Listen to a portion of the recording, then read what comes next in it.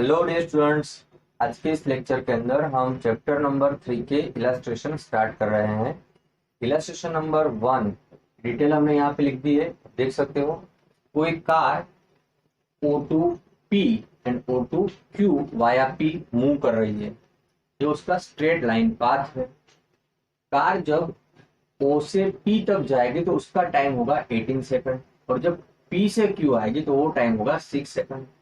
सो हमें क्या करना है, हमें इस न्यूमेरिकल के अंदर average speed and average velocity निकालना है for moving car from O to P and O to Q via P। Clear?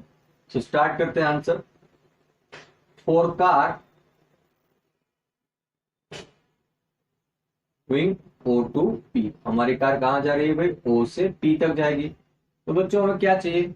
To find average speed we require path length. हम पाथ लेंथ डिसाइड कर लेंगे। Path length क्या होगा? Path length होगा O से P point का distance, जो clear हमारे पास है 360 मीटर। अब बात करते हैं डिस्प्लेसमेंट की बच्चों।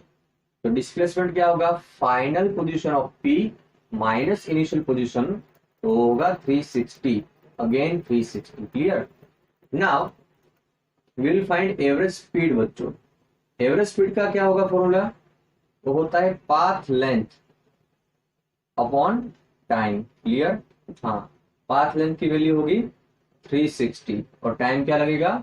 टाइम लगेगा 18 second. Okay, so as you are knowing that 18 two जा 36, यहाँ पे आएगा 20 मीटर पर second. Next, now will find average velocity. Average velocity क्या होता है? Displacement upon time. यहाँ पे लिख लेंगे हम डिस्प्लेसमेंट अपॉन टाइम। तो डिस्प्लेसमेंट भी हमारे पास 360 है, टाइम भी अगेन 18 सेकंड। सो आंसर आएगा 20 मीटर पर second. This is our first case. Second case में क्या करना है? कार मूव तो हो रही है बट O से P एंड P से Q, मतलब for moving for car moving from O P Q O to Q via P। Clear? तो बच्चों इस मोशन के लिए हमें पहले पाथ लेंथ डिसाइड करना है। चलिए, पाथ लेंथ क्या होगा? पाथ लेंथ होगा टोटल डिस्टेंस कवर, मतलब OP प्लस PQ। चलिए, O से P का डिस्टेंस कितना होगा? 360। From given scale you can easily determine. अब 360 से 240, मतलब कि P से Q डिस्टेंस है ना, क्या होगा? 40 40 40, टोटल होगा 120। नाउ योर फाइनल आंसर होगा 480 मीटर।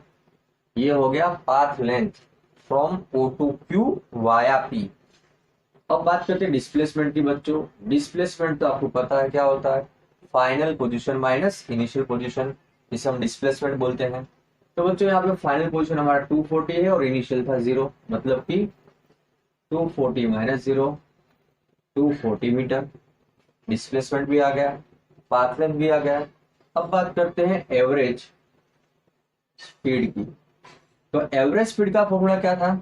यस, एवरेज स्पीड का फॉर्मूला था path length upon time. Path length कितना है बच्चों? यहाँ पे पाथ लेंथ है हमारे पास 480। अब टाइम की बात करेंगे, टाइम कितना लगा? कहाँ जाना है? O से Q आना है वाया P। तो बच्चों O से P जाने का टाइम कितना था आपके पास? भाई O से P तक जाने का टाइम तो आपके पास था 18 सेकंड, और P से Q आ रहे हो तो 6 सेकंड। टोटल कितना हो गया? 24 सेकंड। तो यहाँ पे लगा दो 24। कैसे आया समझ लेते हैं बच्चों। 18 प्लस 6 यानी 480 अपॉन 24, उसे कट करोगे तो 20 मीटर पर सेकंड, यह आंसर निकलेगा। अब बात करते हैं एवरेज वेलोसिटी की। एवरेज वेलोसिटी जो क्या होता है? Displacement upon time. जो डिस्प्लेसमेंट भी हमने निकाल रखा है 240, और टाइम भी ऑलरेडी पता है जो है 24 यानी 24। कट करोगे तो आएगा 10 मीटर पर second. Clear? Please make a note. Now dear students, बात करते हैं हम इलास्ट्रेशन नंबर 2 की। यहाँ पे हमारे पास पोजीशन का फंक्शन गिवन है x equal to a plus b t square. हमें निकालना है velocity at t equal to 0 second and t equal to 2 second. Then हमें फाइंड करना है average velocity between t equal to 2 second to t equal to 4 second. Simply हम यहाँ पे formula apply करेंगे और आंसर निकालेंगे। चलिए स्टार्ट करते हैं आंसर फर्स्ट, यानी ए ऑप्शन का आंसर। बच्चों हमारे पास जो ए केस है, यहाँ पे हमें निकालना है वेलोसिटी। वेलोसिटी का मतलब होता है इंस्टेंटेनियस वेलोसिटी, मतलब कि हमें डिफरेंशिएशन करना पड़ेगा। ओके, तो वेलोसिटी क्या होगा? Differentiation of position with respect to time. बोलो, वेलोसिटी क्या होता है? Differentiation of position with respect to time. Okay, चलो dx बाय dt करना है, मतलब कि इस फंक्शन का डेरिवेशन करो बच्चों। ये एक कांस्टेंट टर्म है क्योंकि हमें t के रिस्पेक्ट डेरिवेशन करना है, तो ये कांस्टेंट क्या हो जाएगा? 0 प्लस बी टी स्क्वायर। यहाँ पे t का पावर 2 है, आपको पता है कि क्या होगा? 2t। इट मीन्स आपका आंसर आया 2bt। ये हो गई आपकी वेलोसिटी। अब ये वेलोसिटी आपको निकालनी है 8 t इक्वल टू 0 सेकंड। अगर आप 0 सेकंड से वेलोसिटी निकालोगे तो आपको यहाँ पे 0 प्लेस करना होगा, तो v equal to 2b into 0, यानी आंसर आएगा 0। ओके, अब बात करते हैं 8 t इक्वल टू 2 सेकंड बच्चों। तो 2 सेकंड के लिए क्या करोगे? v का जो हमारा इक्वेशन है वहां पे हमें t के बदले 2 सेकंड प्लेस करना है। 2 प्लेस कर दिया तो 4 इंटू बी आ गया। अब b का वैल्यू भी हमें पता है, क्या है b का वैल्यू? वो तो है सर 2.5, तो आपका आंसर आएगा 10 मीटर पर सेकंड। है ना इजी? ओके, आगे बात करते हैं बच्चों एवरेज वेलोसिटी की। तो एवरेज वेलोसिटी कैसे निकालेंगे? सो एवरेज वेलोसिटी होता है displacement to the time, ratio of displacement to the time. Displacement means final position minus initial position to the final time minus initial time. तो formula कुछ इस तरह से बनेगा, एवरेज वेलोसिटी का क्या बनेगा? x एट 4 सेकंड, क्योंकि हमारे पास फाइनल टाइम 4 सेकंड है, और x at 2 second upon 4 minus 2। बच्चों इसे क्या बोलते हैं? Final position. फाइनल पोजीशन कब मिलती है? जब हम पोजीशन के इक्वेशन के अंदर फाइनल टाइम को प्लेस करेंगे। और इनिशियल पोजीशन कब मिलती है? जब हम पोजीशन के इक्वेशंस के अंदर इनिशियल टाइम प्लेस करते हैं। तो बस वही करना है। ये हमारा इक्वेशन है, मेन इक्वेशन दिख रहा है ना आपको? ओके, चलिए ए लिखेंगे प्लस बी, बट टी के बदले क्या होगा? 4 होगा। सेम वे यहाँ पे ए प्लस बी, और इन प्लेस ऑफ टी क्या करेंगे? हम 2 को प्लेस कर देंगे। नीचे आएगा 4 माइनस 2 मीन्स 2। ओके, अब ये रहा ए प्लस 2 4 स्क्वायर 16b माइनस ए प्लस 4b। क्लियर? नीचे हो गया 2। अब बच्चों ब्रैकेट को रिमूव करते हैं, तो a plus 16b minus A minus 4b upon 2। यहां से एक कट हो जाएगा, बचा क्या? 16b माइनस 14b, मतलब कि 16 माइनस 14 आएगा बच्चों 12b बाई 2। यहाँ से फिर से 2 से कट होगा तो होगा 6b। बच्चों b का वैल्यू हमारे पास ऑलरेडी है 2.5, यहाँ पे 2.5 प्लेस कर दो, आपका आंसर आएगा 15 मीटर पर सेकंड। ये होगा हमारा average velocity between t equal to 4 to t equal to 2 second. इस फॉर्मूला से आप कोई भी गिवन फंक्शन जो डिस्प्लेसमेंट या पोजीशन का फंक्शन होता है उसकी आप एवरेज वेलोसिटी निकाल सकते हैं।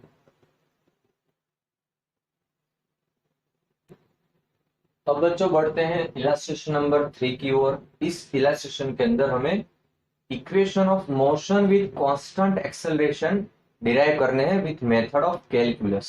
ओके, जहां पे हम इंटीग्रेशन और डिफरेंशिएशन का यूज करने वाले हैं। तो स्टार्ट कर रहे बच्चों, हमारा क्वेश्चन क्या है? हमें निकालना है equations of motion for constant acceleration.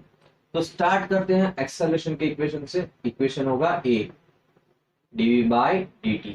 यहां से हम dv को बना लेंगे ऑब्जेक्ट, तो क्या होगा? a into d t. Suppose 8 t equal to 0 time velocity होगा v0, जो होगा initial velocity. t equal to 0 time पे अगर इनिशियल वेलोसिटी v0 है और t इक्वल टू टाइम पे फाइनल वेलोसिटी v है। So what we will do, integrating equation one both side बच्चों। तो यहाँ पे क्या होगा, dv होगा, upper limit and lower limit place करना है, तो लोअर लिमिट होगा आपका v नॉट और यहाँ पे हो जाएगा v। यहाँ पे आपके पास क्या आएगा, 0 से लेके t की limit a into d T. आपको इंटीग्रेशन के फॉर्मूला पता है, यस, यहाँ पे देख लेते हैं। अगर इंटीग्रेशन 1 dx है तो x होता है, इंटीग्रेशन x dx में हम क्या करते हैं, x स्क्वायर बाई 2। तो हमने ये सारा सिखाया हुआ है आपको, जस्ट यहाँ पे रिवीजन के लिए मैंने लिखे हैं। ओके, आप बोल दोगे चलो इसका इंटीग्रेशन क्या होगा, v होगा। इंटीग्रेशन कर लिया, फिर अपर लिमिट और लोअर लिमिट प्लेस करना है। यहाँ पे एक कांस्टेंट रहेगा बच्चों, तो इंटीग्रेशन dt आएगा जो होगा t, ऊपर t नीचे 0।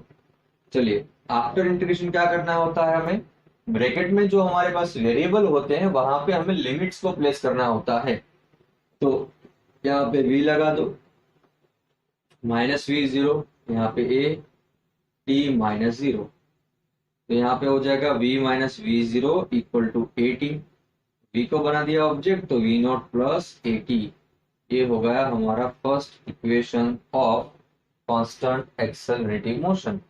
तो इसको इक्वेशन नंबर 1 बोल देते हैं। ओके, फिर हमारे पास एक फॉर्मूला था डिफरेंशिएशन ऑफ पोजीशन का, जो हमें क्या दिखाता है, वेलोसिटी। बच्चों ये इक्वेशन से स्टार्ट करेंगे, v equal to d x by d t से। यहां से हम dx को बना लेंगे ऑब्जेक्ट, तो क्या होगा v इंटू डी टी। अब देखिए हमने v के बदले प्लेस कर दिया v0 plus a T into d T. ये हो गया हमारा इक्वेशन नंबर 2। और यहाँ पे हमने कौन सा इक्वेशन यूज किया बच्चों, 1। एज अ रीजन हम लिख देंगे कि इक्वेशन 1 का वैल्यू हमने प्लेस कर दिया। क्लियर। तो हमें पता है कि at t equal to 0 time पे इनिशियल पोजिशन x नॉट है, t इक्वल टू टाइम पे फाइनल पोजीशन x है। So integrating equation 2 both side for this limits, initial position x0 जो इनिशियल टाइम पे होगा और फाइनल पोजीशन x जो final time पे होगा। बच्चों ये लिमिट के लिए हम क्या करेंगे, इस टर्म का इंटीग्रेशन कर लेते हैं। तो देखते हैं इंटीग्रेशन dx, नीचे x नॉट ऊपर x, यहाँ पे आएगा इंटीग्रेशन v। ओके, टाइम के रिस्पेक्ट है तो यहाँ पे 0 लगेगा और ऊपर आ जाएगा t, v naught plus a T into d T. तो बच्चों इंटीग्रेशन dx क्या होता है, x होता है। ब्रैकेट बना दो, ऊपर x नीचे x0। फर्स्ट टर्म देखिए 0 से t v not D T. तो बच्चों t के रिस्पेक्ट अगर इंटीग्रेशन कर रहे हो तो v नॉट हमारा कांस्टेंट है, बाहर आ जाएगा, बचेगा 1 dt का इंटीग्रेशन होता है t हो गया, ऊपर t नीचे 0 प्लस। अब ये a कांस्टेंट है, t का इंटीग्रेशन क्या होगा, t square by 2। Okay, upper limit 2, lower limit 0। अब अगर आपने इंटीग्रेशन कर लिया है तो हमारा नेक्स्ट स्टेप होता है अपर limit minus lower limit. Variable के बदले प्लेस करेंगे तो यहाँ पे x माइनस एक्स नॉट हो जाएगा equal to v naught t minus 0 plus a। क्या करेंगे, t के बदले t square by 2 minus t के बदले 0। तो ये हो गया बच्चों x माइनस एक्स नॉट, जिसे बोलते हैं डिस्प्लेसमेंट। ये हो गया हमारा वी नॉट टी और ये हो गया हाफ ए टी स्क्वायर। तो ये भी तो हमारा एक स्टैंडर्ड इक्वेशन है फॉर कांस्टेंट एक्सेलरेटिव मोशन। इसे भी हम नंबर 3 बोल देते हैं। क्लियर। अब बात करते हैं थर्ड इक्वेशन के लिए। थर्ड इक्वेशन कैसे डिराइव करेंगे, तो उसके लिए हम यहाँ पे फिर से इक्वेशन ऑफ एक्सेलरेशन यूज करेंगे। ये क्या होता है बच्चों, dv बाय dt, है ना। अब देखिए यहाँ पे हमने a कर दिया dx by d t into d v by dx। बच्चों हमने dx से मल्टीप्लाई कर दिया और dx से डिवाइड कर दिया, देखते रहिए। अब ये dx बाई dt क्या होता है, तो dx बाई dt होता है वेलोसिटी। तो a equal to v dv by dx। Okay, अब ये dx को मल्टीप्लाई कर दिए a के साथ, तो dx यहाँ पे हो जाएगा a into d x equal to v into d v. हमें पता है कि इनिशियल टाइम पे इनिशियल पोजीशन होता है x नॉट और इनिशियल वेलोसिटी होता है v नॉट, फाइनल पोजीशन होता है x एंड फाइनल वेलोसिटी होगा v नॉट। तो उसके रिस्पेक्ट हम क्या करेंगे, यहाँ पे इंटीग्रेटिंग बोथ साइड बच्चों, a integration x naught to x dx v naught to v dv। Simple सी चीज है बच्चों, ध्यान से देखिए, यहाँ पे a कांस्टेंट तो बाहर निकल गया, बचा क्या हमारे पास इंटीग्रेशन dx जो होता है x, यहाँ पे x बन जाएगा, ऊपर x नीचे x नॉट, यहाँ पे v है तो v naught v square by 2, ये upper limit v lower limit v naught. Clear? Okay, चलिए upper limit minus lower limit करेंगे, ये रहा a और यहाँ पे ब्रैकेट में x लिखेंगे माइनस x, यहाँ पे क्या होगा बच्चों v स्क्वायर बाई 2 फिर v नॉट स्क्वायर बाई 2। अब ये 2 कॉमन आके यहाँ पे मल्टीप्लाई हो जाएगा, तो 2x माइनस x नॉट बनेगा, ये होगा v square minus v naught square. बच्चों ये हमारा हो गया फोर्थ और main third equation of constant accelerative motion. तो कांस्टेंट एक्सेलरेटिव मोशन के लिए आप ग्राफिकल मेथड से भी इक्वेशंस निकाल सकते हो और कैलकुलस मेथड से भी आप इक्वेशंस को निकाल सकते हो बच्चों।